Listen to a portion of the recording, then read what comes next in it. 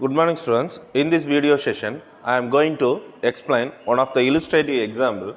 It is guess an integer number in the range. Okay. So guess an integer number in the range. In the question itself, you can able to find what's the logic. Okay. So first, guess an integer. What is guess an integer? You have to think one integer number. What is integer number? Any whole number values. Okay, for example 10, 20, 30, these all are integers. Don't guess any pointed numbers like 10.5, 2.5 like that. You have to guess one integer number. Integer number means this rounded values numbers. Okay, then in the range, in a range, what is range? Range is nothing but two boundaries. Okay, you want to guess a number in between two values. One is lower value, one is upper value. Lower bound, upper bound. For example, if you are guess a number 50 means it is in between 1 to 100. Like that, you have to fix the start range, end range, then you have to guess one number. All of you got it? So now what the logic here is, you have to guess one number. You can guess any integer number. The algorithm, this program will find out, the computer will find whether your guessed number is inside the range or outside the range or within the range. Okay, that is less than the range or above the range or within the range. Three things you are going to check. What are the three things? The first one is lower than the range, that is below the range. The second one is above the range, outside the range, and the third one is in between, within the range. Okay, these are the three conditions we are going to check. For this algorithm, I am going to use the conditional statements. What are the conditional statements? The buildings or blocks of algorithm, we studied the selection statement, right? What are the things are there? If is there, if else if, right? That selection statements only I am going to use it here. Okay, now we can see the algorithm. Okay, first, if you want to start the algorithm, what we have to use? The first line is start the algorithm. The second one, how many inputs required here? Okay, range means we need two boundaries, so two inputs. Then guess a number. Totally how many inputs required? Three inputs are required. Okay, so read the start range. For example, the start range is 10. Then the end range is 50. Okay, start range, that is lower boundary, and end range, upper boundary. My guess number is, for example, 25. These are the three inputs. First we have to get it. Okay, this is your guess number. Okay, now the algorithm, the computer will find whether the number is below the range, above the range, or within the range. Okay, for that I am going to use the selection statement. Check if. What is if? If is a selection statement. Selection statement is used to check the condition. My condition is guess number. What's the guess number here? 25. 25 less than, what's the start range? 10. Okay, so 25 less than 10. Whether the condition is true or false? 25 less than 10. Whether this condition is true? No, the condition is false. If the condition is false, this statement cannot be executed. Okay, this statement should not be executed. Guess number is lower than range, it won't execute. If the condition is false, it will check the another if. Otherwise, if this condition is false, otherwise check another if. Okay, if guess number is greater than end range. What is your guess number? 25. What is the end range? 5. 25 greater than 50. 25 greater than 50. Whether this condition is true? Again this condition is false. So this line won't be executed. It won't display the greater than the range. If both the condition is false, it's not above the range, it's not below the range. Your guess number is not above the range as well as below the range means what's the next possibility? It's in between the range. So you no need to check. Automatically we can tell, we can print or display it is in between the range. So otherwise display guess number is within the range. Suppose For example, my guess number is 75.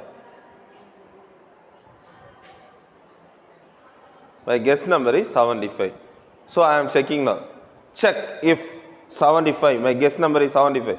75 less than 10. Condition false. So this statement cannot be executed. Okay. Then 75, second condition. 75 greater than 50. Condition is true. So what will be the output? It will display guess number is greater than the range. Okay. Suppose your input is 5. For example, your guess number is 5 now. What will happen? 5 less than 10. Condition is true. So it will display your guess number is lower than the range. It will be executed. All of you understood the logic? Only you are checking 3 conditions. Whether your guess number is below the range, above the range, within the range. That's it. Now with this algorithm, we are going to see the pseudocode. The same thing you are going to convert in the pseudocode. For algorithm, the first line is start. For here, pseudocode, the first keyword is begin.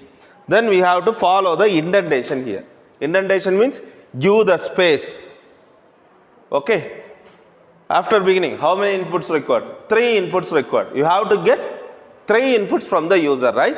So, read, start range, as similar to your algorithm. I am getting a start range, then end range, then I am getting the guess number. Okay. What are the 3 conditions we checked? Whether the guess number is less than the start value, whether the guess number is greater than the end value, whether it is within the range, right? Here also, if guess number less than start range. For example, your guess number is 5. Your start range is 10. End range is 15, for example. Okay, so here, what's the guess number? 5. 5 less than 10. What will happen? Condition is true. If this condition is true, print. All the keywords should be in the capital letter. Okay. Whenever you are using selection statements, if, else, if, else, again you have to follow the indentation. These are the multiple statements. Okay. Multi-line statements. If guess number, what's the guess number? 5. 5 less than 10. Condition is true. So it will print the guess number is lower the range. Suppose your guess number is 55. What will happen? First, 55 less than start range. Condition false. Once this condition is false, it will come to the else if statement. When the first condition is false, it will come to the else if. Here, what's the guess number now? 55 greater than 50. Condition is true. So it will print the guess number is greater in the range. Suppose this condition is false. Again this condition is false means it will come to the else part and display the guess number is within the range. Whenever you started the if means you have to end with the end if. So if this first if is false means it will come to the second if. Second if is false means it will come to the else. Okay. Then if is ended with end if. Again the begin is ended with end. See the indentation part. Okay. Now with this pseudocode and algorithm, we are going to draw the flow chart for the particular example. Okay. So first, flow chart means representation of symbols, right? For starting, we have to put start and stop. We have to put terminal symbol. Inside the terminal symbols, we have to write start as well as stop. Okay.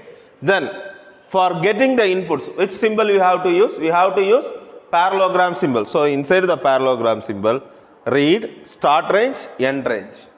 Then again, I want to get the another input guess number. So again parallelogram symbol. Then I am checking the first condition, whether the guess number is less than the start range. For checking a condition, we have to put the decision symbol, diamond symbol. If this condition is true, I want to print guess number is lower than the range. For printing input output, which symbol we have to use? Parallelogram symbol. Suppose this condition is false, it will check the next else if, right? So again another if, guess number greater than end range. Okay. So if this condition is true, you want to print guess number is higher than the range. So again, parallelogram symbol. Suppose this is also false, means two possibilities are over. So we have to directly print, we can print it is in between the range. Okay. So guess number is within the range. So here multiple flow lines are coming, right? From here one line is coming, from here another line, from here another line. So at last there should be a rule.